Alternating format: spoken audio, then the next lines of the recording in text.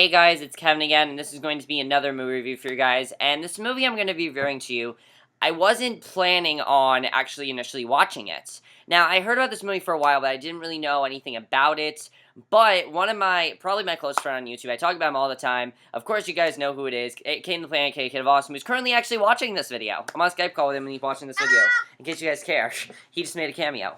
But he watched this movie, gave it a really good review, and every single movie that he watches that he loves, he really wants me to watch. So that's why I decided to watch this movie, and that movie is Obvious Child. Now, I really didn't know too much about this movie at all. I knew that it had Jenny Slate, who I don't really like. I'm going to say this. I've seen her on SNL. I think she's kind of annoying.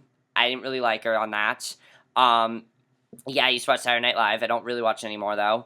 I knew it had a pretty good cast, and I knew it was getting I didn't really know what reviews it was getting or anything like that.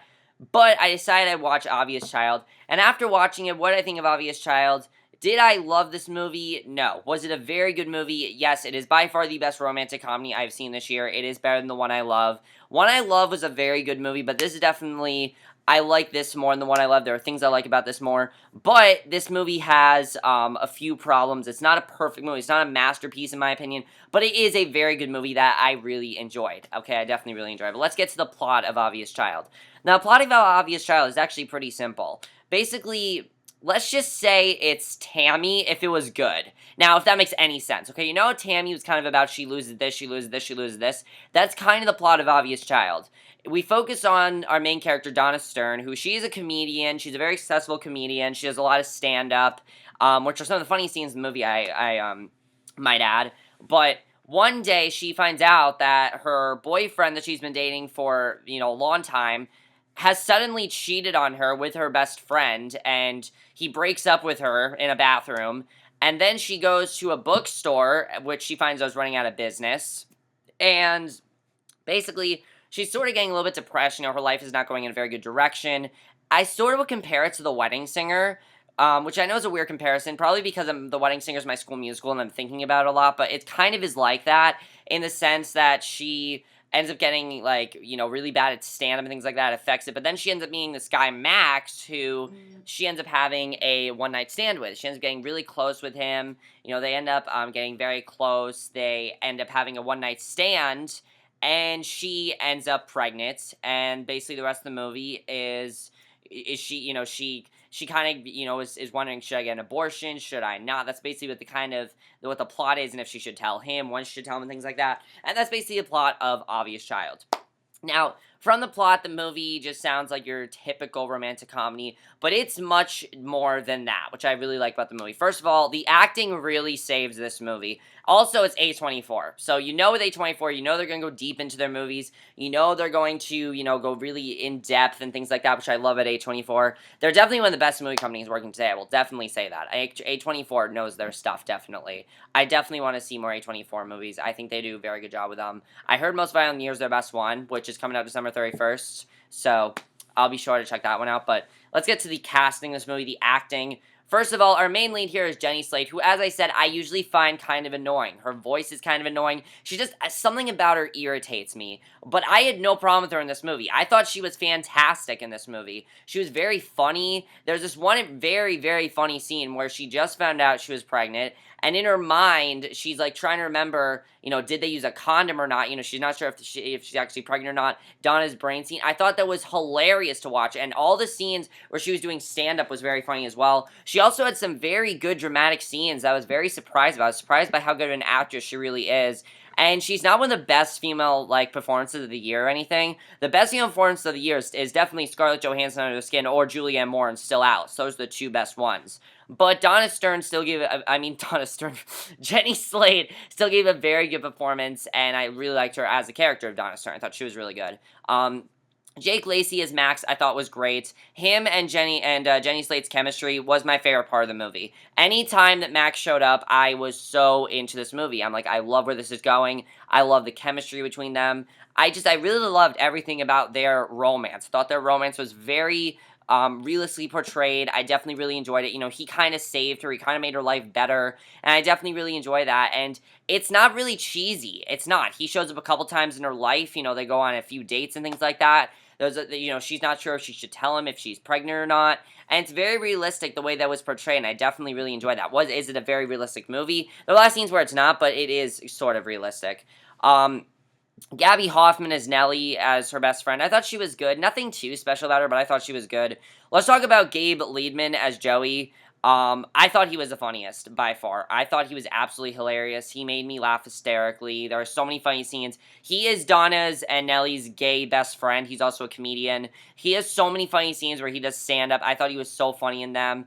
He really was a great friend of her, and I thought he did a great job. Her parents, Richard Kind and Polly Draper, are also very funny. They did a very good job as well. And I guess the other characters are fine, but let's talk about some of the problems I have with this movie. We'll talk about that in a second, but definitely there are a couple of acting problems I have with this movie.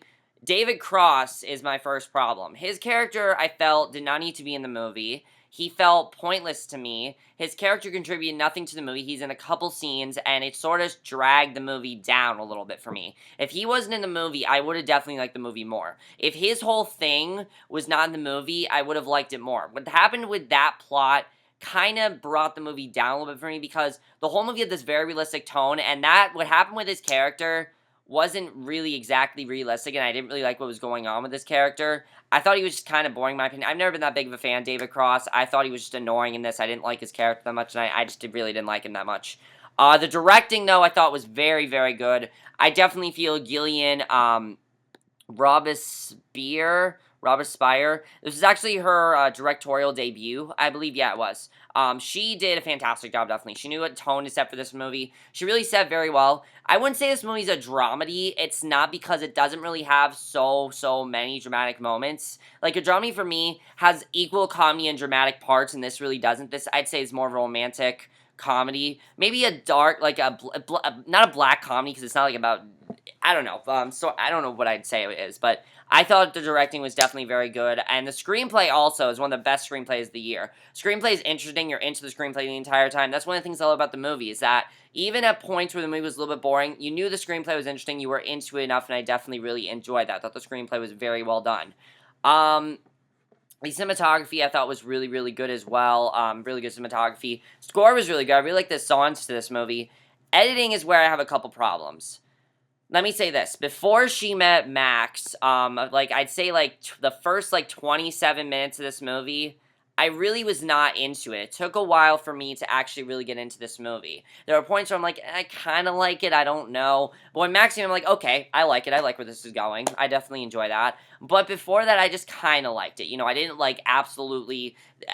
think it was terrible or anything, but I thought it was just an okay movie. And then with Max came in, I really enjoyed it. I thought it was definitely a very good movie, and I thought it was, got a lot better after that. But before that, I thought it was just okay. I wasn't, that into it. But then it did get better as it progressed, and I thought that was good. The other thing I should mention in this movie is that this movie is definitely one of the funniest movies of the year. As I said, it has some very, very funny moments. Also, her mother, hilarious in the movie as well. I forgot to say that. Polly Draper is hilarious. She gives her, she always is the one that if Donna is in a bad mood, she goes to her mother. Her mother will give her very good advice, and the advice she gives her was very funny. I thought she was very well casted as her mother. I didn't think she was the funniest. I thought the funniest for me was Gabe Liedman. I thought he was definitely very funny in the movie. I definitely loved all the jokes with him. And let me talk about a couple things in this movie. There aren't really spoilers for this movie, because pretty much this movie is about her life. It's about kind of like how she's dealing with this, and kind of like how her life changes when this happens to her. What I like the movie shows is that her life kind of just moves on. You know that she is going to get an abortion. That's not a spoiler. You know that she's going to get it. You know it's going to happen because it happens very early on in the movie. I also love that, and this is kind of a spoiler for you guys. I'm just ruining one part of the movie that I really liked. I love that the way he finds out is when she's in a stand-up act and she reveals to everyone, and she doesn't realize that he's in the audience. I thought that was well done. That's kind of, uncommon. There's no, her saying, oh, by the way, I'm pregnant. There's a scene where she's talking to herself in the mirror about it, and she just can't tell him. So I like that she didn't actually, actually tell him straight up he found out that way. I thought that was cool. Something that I thought the movie did in a very, I definitely really enjoyed the movie did that.